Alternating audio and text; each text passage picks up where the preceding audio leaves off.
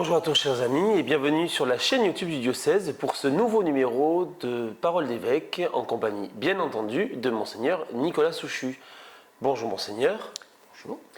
Monseigneur, nous enregistrons au lendemain du second tour des élections législatives qui laissent notre pays dans une grande incertitude politique. Aucune formation n'a de majorité absolue et les tractations vont bon train concernant la nomination d'un futur Premier ministre. Comment accueillez-vous cette réalité ? Il est peut-être plus facile de poser cette question à un évêque qu'au président de la République. Ce qui m'a frappé, c'est le dimanche le 7 juillet, au deuxième tour des élections, les textes de la parole de Dieu nous donnaient différentes fractures. Il y avait la fracture entre les peuples de guerre, puisque Ézéchiel était envoyé pour aller vers un peuple hostile à Dieu. Il y avait la fracture en interne de chacun de nous, l'écharpe dans la chair dont parle saint Paul, dont il voulait se débarrasser, mais le Seigneur lui dit « ma grâce te suffit ». Et puis l'écharde de voir que Jésus n'est pas reçu dans sa propre famille et chez lui, à Nazareth ou à Capharnaüm. Là, on est sur une fracture sociale et politique, de fait.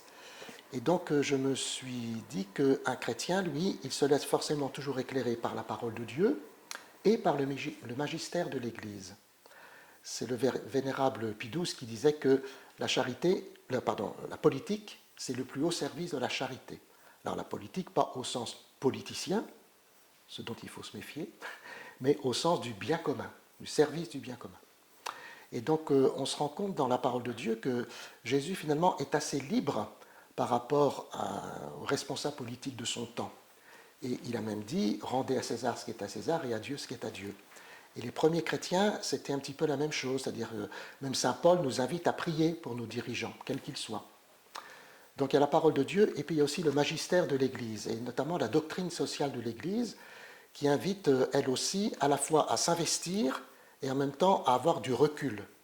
Et le pape François, très récemment, justement à Trieste, le jour du second tour des élections chez nous, a reparlé de la démocratie, de l'engagement des chrétiens, et l'attention aux petits et aux pauvres. Alors, simplement pour illustrer cela, lorsque l'Église a réfléchi très longuement à la fois sur son rapport à Dieu, sur elle-même et sur son rapport au monde, au Concile Vatican II, dans la constitution dogmatique « l'Église dans le monde de ce temps », qu'on appelle Gaudium et Spes, c'est-à-dire les deux premiers mots en latin, les joies et les espoirs, il y a tout un chapitre sur Église et monde politique. Et donc, je voulais tout simplement vous lire le paragraphe 2 du numéro 76, intitulé « La communauté politique et l'Église », dit ceci. « L'Église qui, en raison de sa charge et de sa compétence, ne se confond en aucune manière avec la communauté politique et n'est liée à aucun système politique.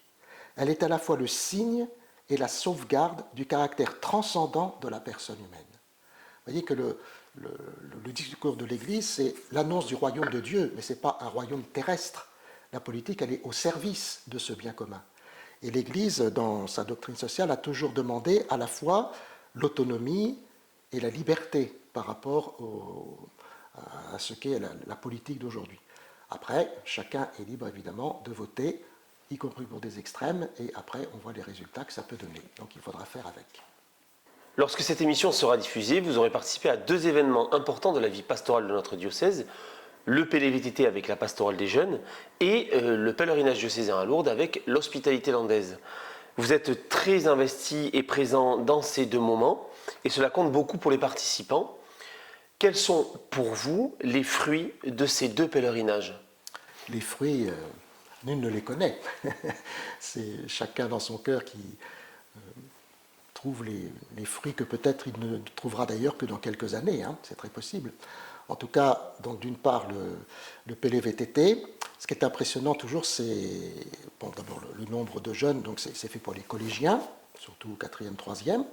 Ce qui est impressionnant, c'est les lycéens qui se mettent au service des collégiens pour monter les tentes et démonter tout ça. Cette année, il y a bien plus de lycéens qu'il y en avait l'année dernière, il y a 2 ans. Et ce qui est très impressionnant aussi, c'est l'ensemble des adultes qui se mettent au service de ces jeunes. Aussi bien pour la cuisine, l'infirmerie, la réparation des vélos, et puis le suivi des jeunes, l'animation au quotidien. Donc moi je fais toujours la messe d'introduction, c'était à Jacquemot, la messe d'arrivée c'est souvent à Bugloz, Et j'essaye toujours d'y aller une fois dans le cours du Pélé. Je suis allé à la veillée de louange, c'était à Hamou. Ben, l'église d'Hamou était pleine de jeunes. Hein. Voilà. Et c'est vrai que c'était formidable parce qu'à la fois, ils sont capables, dans un temps fort comme ça, de chanter, de prier, d'être sérieux. Les témoignages qui ont été donnés étaient vraiment très, très intéressants. C'était peut-être déjà de beaux fruits. Et puis l'hospitalité landaise, là aussi, c'est un très beau moment. Alors d'abord, Lourdes, c'est un lieu de grâce, hein, de toute façon.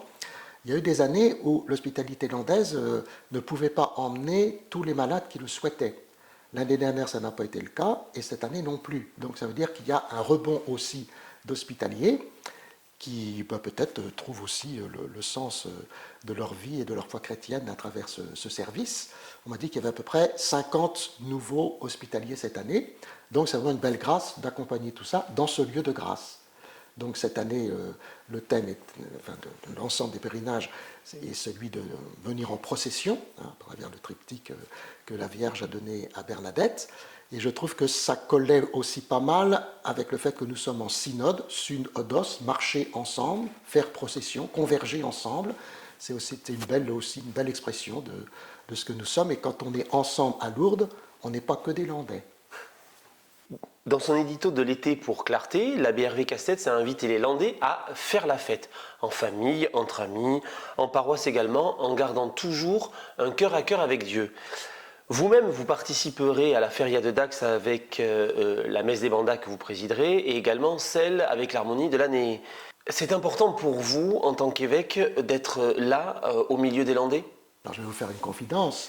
Lorsque le nonce apostolique m'a annoncé que le pape m'avait nommé évêque d'Hérédac, je suis allé le voir à Paris, à l'Annonciature, et il m'avait dit, vous savez, c'est un pays de fête. Donc j'étais déjà au courant avant d'arriver. Et c'est vrai que la fête, ça rejoint tout le monde, et c'est ça qui est formidable. Moi j'essaye d'aller de temps en temps aux fêtes de Mont-de-Marsan, assez souvent aux fêtes de Dax, et puis quand je le peux, parfois aux fêtes de petits pays, parce qu'il y a toute la population, tout le monde est là. Et ce qui est assez intéressant, c'est que on est tous habillés pareil. Donc on va dans les rues, tout le monde se dit bonjour. Le fait que j'ai une croix, ça pose absolument aucune question à personne. Alors j'avais déjà une chemise blanche, vous voyez, je l'ai mise ce matin. Moi j'ai investi dans un pantalon blanc, un béret rouge, une ceinture rouge, voilà. Non, en tout cas, c'est pour y être. Et ce qui est très intéressant depuis 2-3 ans, ce sont de fait les veillées qui sont proposées à la cathédrale de Dax pendant les férias. On m'a dit que pendant un temps encore récent, on fermait la cathédrale de peur qu'il y ait des soucis. Et là, on l'ouvre. Mais on l'ouvre parce qu'il y a du monde qui anime. Là, cette année, on a demandé à des jeunes de pouvoir participer. Et c'était, en tout cas l'année dernière, c'était vraiment un très beau témoignage. D'autant qu'on sortait des Journées mondiales de la jeunesse à Lisbonne. Et certains jeunes qui viennent de partout disaient « Ah, mais c'est comme l'ambiance des JMJ, c'est-à-dire que dehors on fait la fête et dedans on prie. » Voilà. Et c'est arrivé que des jeunes ont dit voilà, moi j'étais venu faire la fête, j'avais absolument pas du tout l'intention de rentrer dans la cathédrale de Dax, et ça a été le moment le plus important pour moi. Voilà. Donc moi je suis à l'entrée, je dis bonjour à tout le monde, et puis s'il y a des gens qui veulent parler, se confesser, ben voilà, on est disponible pour ça, parce que c'est vraiment un temps fort. La rentrée, Monseigneur, s'annonce plus que chargée pour vous et pour le diocèse, avec notamment les journées mariales de Buglose. Pourriez-vous nous en dire quelques mots? Donc le thème retenu cette année, c'est Marie se mit en route. Donc c'est un thème qu'on a voulu aussi en lien avec le synode, marcher ensemble à la suite de Marie. Voilà. Et donc cette année, comme c'est la première année du recteur, le père Hervé Zobo, l'équipe de préparation a été plutôt sous la houlette du vicaire général, et ils ont voulu structurer chacune des journées de la même façon, c'est-à-dire que 9h30 les laudes, toujours, 11h30 célébration pénitentielle avec possibilité de se confesser, et 14h un chemin, un itinéraire, comme on dit, sur place, pour marcher ensemble, et 16h la messe. Donc sauf le samedi, qui est toujours un petit peu particulier avec les groupes charismatiques, et la messe est à 17h, et puis alors le dimanche, donc messe présidée par l'évêque auxiliaire de Bordeaux, où il y aura en même temps la célébration des 60 ans de la restauration du diaconat comme ministère permanent. Donc les diacres ont préparé plusieurs choses en lien avec le service de communication. Il y aura aussi l'envoi de la nouvelle famille qui va habiter à l'habitat partagé, qui va succéder à Stanislas et Sophie Blandin, qui eux-mêmes sont partis pour un nouveau projet à l'Ancien Carmel de R sur la Dour. Vous voyez qu'il y aura beaucoup de choses en même temps, et la flamme de la paix et de l'espérance, qui terminera son périple à Notre-Dame-de-Buglose, alors elle a traversé tout le diocèse depuis le mois de septembre de manière souvent très inattendue et très exceptionnelle. Donc on se prépare une belle fête, et comme cette année, le 8 septembre tombe un dimanche, ça veut dire que la semaine mariale arrive très tôt, puisqu'on va commencer dès le lundi 2 septembre. Bon, l'année prochaine, ce sera plus tard, puisque ça commencera par le 8 septembre, le lundi 8, pour terminer le dimanche 14 septembre, avec la promulgation des orientations du synode diocésain. Pour finir, Monseigneur, une question qui m'a été soufflée par une fidèle landaise. Un évêque prend-il des vacances ? L'évêque, il obéit au droit canonique, c'est-à-dire que normalement, il a droit aussi à 4 semaines de vacances. Alors, moi, je ne suis pas du tout du style, j'arrête tout pendant un mois et je ne pense plus à rien. Ça, c'est pas possible. Donc, moi, je préfère partir 8 jours, je reviens, je règle les affaires courantes, comme ça, je repars la tête libre. Et puis, chacun se connaît, c'est-à-dire que chacun sait comment il doit faire pour se reposer. Voilà, moi, il suffit que je dorme, et donc après, tout va bien. Peu importe ce que je fais et où je vais. Voilà. Merci Monseigneur pour ce temps partagé en votre compagnie. Merci à Julie pour la réalisation et le montage de cette vidéo. Nous nous retrouverons maintenant le 15 septembre pour une nouvelle saison de Paroles d'évêque. D'ici là, je vous souhaite à toutes et à tous un très bel été, plein de rires, de fou rires et de sourires. À bientôt.